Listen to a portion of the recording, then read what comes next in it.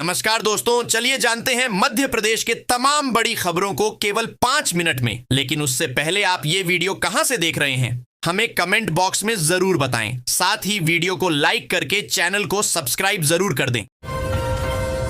मध्य प्रदेश की लाडली बहना योजना देश दुनिया में सबसे लोकप्रिय योजना है। इस योजना के बारे में कहा जाता है कि एमपी में भाजपा की जीत का सेहरा 28 जनवरी 2023 में शुरू होने वाली इस योजना ने प्रदेश की करोड़ों बहनों की रोजमर्रा की लाइफ को आसान ही नहीं बनाया, बल्कि डिजिटल की दुनिया में कदम रखने का मौका भी दिया। जाने लाडली बहना योजना से जुड़ी महिलाओं के एमपी ऑनलाइन बैंक से लेकर डिजिटल ट्रैकिंग तक के सफर की रोचक कहानी। बिजली कंपनी के नए फरमान से अब लोगों को नया कनेक्शन मिलना मुश्किल हो गया है, क्योंकि नए कनेक्शन के लिए उपभोक्ता के नाम की मकान की रजिस्ट्री या बंटवारे के दस्तावेज लगाना अनिवार्य कर दिया है। ऐसे में एक मकान में रहने वाले अलग अलग परिवारों को अब नया बिजली कनेक्शन लेने के लिए जूझना पड़ेगा। अब शहर के नो एंट्री मार्गों से प्रवेश आसान नहीं होगा। अगले 1 माह में नो एंट्री मार्ग, पार्क और सार्वजनिक स्थलों पर smart city development corporation 310 bullet और 100 pan tilt zoom PTZ camera लगाने जा रहा है। हालांकि लक्ष्मीबाई समाधि स्थल और राजमाता चौराहे पर यह कैमरे लगा दिए गए हैं, बाकी जगह काम चल रहा है।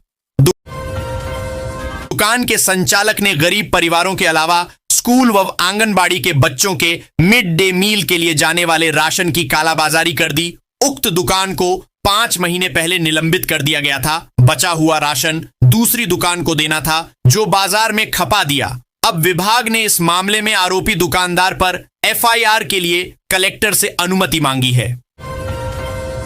प्रदेश में पर्यटकों की संख्या में वृद्धि और ग्वालियर, चंबल एवं सागर संभाग में पर्यटन निवेश को प्रोत्साहित करने के उद्देश्य से ग्वालियर में रीजनल टूरिज्म कॉन्क्लेव होगा। इस रीजनल टूरिज्म कॉन्क्लेव में CM मोहन यादव, केंद्रीय संचार एवं पूर्वोत्तर क्षेत्र विकास मंत्री ज्योतिरादित्य सिंधिया और विधानसभा अध्यक्ष नरेंद्र सिंह तोमर की विशेष उपस्थिति होगी। पुलिस ने साइबर अपराधियों को फर्जी खातों की सप्लाई करने वाले गिरोह पर केस दर्ज किया है। आरोपितों ने 2-2 हजार रुपए का लालच देकर ड्राइवर और मजदूर का खाता खुलाया था। उनके नाम से सिम कार्ड भी इशू करवा लिया गया था।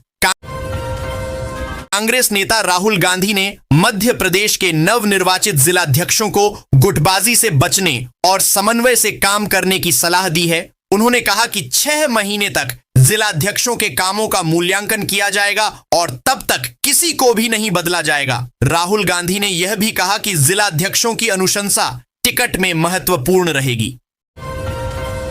जबलपुर में मध्य प्रदेश के सबसे लंबे फ्लाईओवर का लोकार्पण हुआ। केंद्रीय सड़क परिवहन एवं राजमार्ग मंत्री नितिन गडकरी और मुख्यमंत्री डॉ मोहन यादव इस कार्यक्रम में शामिल हुए। केंद्रीय मंत्री ने इसके साथ ही अन्य सड़क परियोजनाओं की भी सौगात दी। मध्य प्रदेश की सियासत में एक बार फिर कांग्रेस के भीतर कलह की गूंज सुनाई दे रही है। 2020 में सरकार गिरने को लेकर पूर्व मुख्यमंत्री दिग्विजय सिंह और कमलनाथ के बयानों पर भाजपा ने तंज कसा है। भाजपा नेताओं का कहना है कि कांग्रेस गुट और गिरोह में बंट चुकी है और उसकी हालत दिन ब दिन खराब होती जा रही है। बप्पा का दिन भी बुधवार है और इस वर्ष 4 नक्षत्र चित्रा नक्षत्र, रवि योग, ब्रह्म योग, गज, केसरी लक्ष्मी योग और बुध की होरा का संयोग बन रहा है। लक्ष्मी योग और बुध की होरा में बप्पा का प्राकट्य होगा। ज्योतिषियों की माने तो इस योग में अपार धन बरसने वाला है। इस वर्ष सरकार ने 8,768 रुपए प्रति क्विंटल समर्थन मूल्य घोषित किया, जिसके तहत 27,663 किसानों ने 77,775.11 मीट्रिक टन मूंग बेचकर 675 करोड़ रुपए की आमदनी हासिल की। इसमें से 515 करोड़ रुपए किसानों के खातों में सीधे ट्रांसफर भी किए जा चुके हैं। भैरुंदा क्षेत्र जिले का प्रमुख मूंग उत्पादन केंद्र बनकर उभरा है।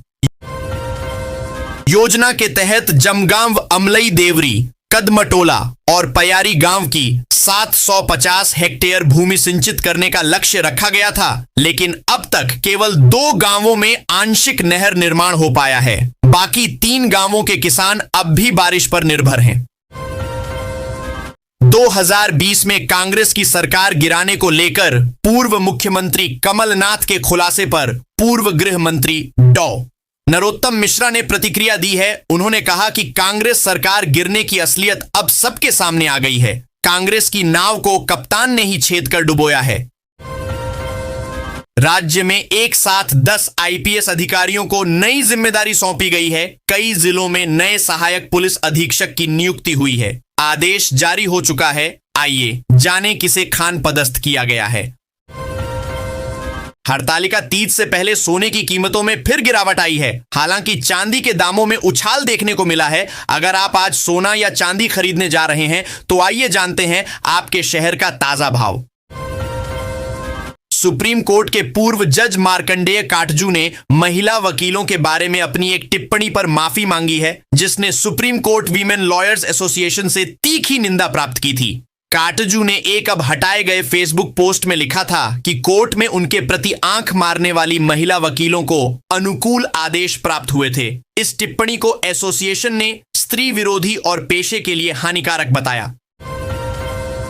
इंदौर की विजयनगर थाना पुलिस ने 50 लाख की ठगी करने वाले एक गिरोह के 6 आरोपियों में से 2 आरोपियों को गिरफ्तार करने में सफलता हासिल की है। आरोपियों में एक आरोपी राजस्थान का रहने वाला है, जबकि दूसरा महाराष्ट्र का रहने वाला है।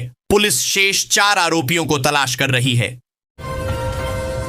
महाराष्ट्र के मुख्यमंत्री देवेंद्र फडणवीस ने घोषणा की कि 3 बार के विधायक अमित सातम को मुंबई भारतीय जनता पार्टी इकाई का नया अध्यक्ष नियुक्त किया गया है। यह फैसला आगामी बृहन्मुंबई महानगर पालिका बीएमसी चुनावों से पहले लिया गया है, जो इस साल के अंत में होने की संभावना है। फडणवीस ने उम्मीद जताई कि सातम के नेतृत्व में बीजेपी बीएमसी में सत्ता हासिल कर लेगी। प्रधानमंत्री नरेंद्र मोदी ने फिजी के प्रधानमंत्री सितिवेनी लिगममदा रबुका के साथ नई दिल्ली में व्यापक चर्चा की, जिसमें दोनों देशों के बीच द्विपक्षीय संबंधों, विशेष रूप से रक्षा और व्यापार को मजबूत करने पर जोर दिया गया। रबुका 3 दिन की यात्रा पर रविवार को दिल्ली पहुंचे, जो उनकी फिजी के प्रधानमंत्री के रूप में पहली भारत यात्रा है। दोनों नेताओं ने 7 समझौतों पर हस्ताक्षर किए, जिनमें विभिन्न क्षेत्रों में सहयोग को बढ़ाने की योजना शामिल है। साल 2020 में कांग्रेस सरकार गिरने के मामले पर मध्य प्रदेश के 2 दिग्गज कांग्रेसी नेता आमने सामने आ गए हैं। इसके बाद ज्योतिरादित्य सिंधिया के साथ कांग्रेस से बीजेपी में आने वाले नेता हरदीप सिंह डंग ने कांग्रेस के वरिष्ठ नेताओं पर गंभीर आरोप लगाए हैं। एमपी ब्रेकिंग न्यूज के साथ बात करते हुए उन्होंने कहा कि उस समय उन जैसे विधायकों को पार्टी में दरकिनार कर दिया गया था। वहीं विश्वास सारंग और रामेश्वर शर्मा ने भी कांग्रेस नेताओं पर निशाना साधा है। सागर जिले के खुरई विधायक व पूर्व गृह मंत्री भूपेंद्र सिंह ने नकली खाद, बीज और कीटनाशकों पर सख्त कानून बनाने की मांग करते हुए केंद्रीय मंत्री को पत्र लिखा। उन्होंने दोषियों को कम से कम 10 साल की सजा दिलाने की बात कही है। आगर मालवा जिले की सुसनेर नगर परिषद में अध्यक्ष लक्ष्मी राहुल सिसोदिया पर भ्रष्टाचार और विकास कार्यों में गड़बड़ी के गंभीर आरोप लगे हैं। 15 में से 12 पार्षद विरोध में उतर आए हैं, जिनमें बीजेपी, कांग्रेस और निर्दलीय शामिल हैं। मानसून में घूमने वालों के लिए चित्रकूट का यह गांव और शबरी जलप्रपात सुंदर स्थान है। मध्य प्रदेश व उत्तर प्रदेश सरकार ने मिलकर इसे विकसित किया है। टिकरिया जंगल और अमरावती आश्रम यहां की खास पहचान है। सितंबर के शुरुआती हफ्ते में ही जीएसटी काउंसिल की 56वीं बैठक होने वाली है। इस बैठक में जीएसटी रिफॉर्म्स पर चर्चा संभव है। प्रधानमंत्री नरेंद्र मोदी द्वारा 15 अगस्त के दिन बड़ा ऐलान किया गया था। तब जीएसटी स्ट्रक्चर में सुधार को लेकर इस बैठक में चर्चा की जाएगी। भाजपा सांसद आलोक शर्मा ने भोपाल के इतिहास पर सवाल खड़े किए हैं। उन्होंने कहा कि भोपाल मुसलमानों का नहीं, इसका एक गौरवशाली इतिहास रहा है। इस पर पीसीसी चीफ जीतू पटवारी ने पलटवार किया है।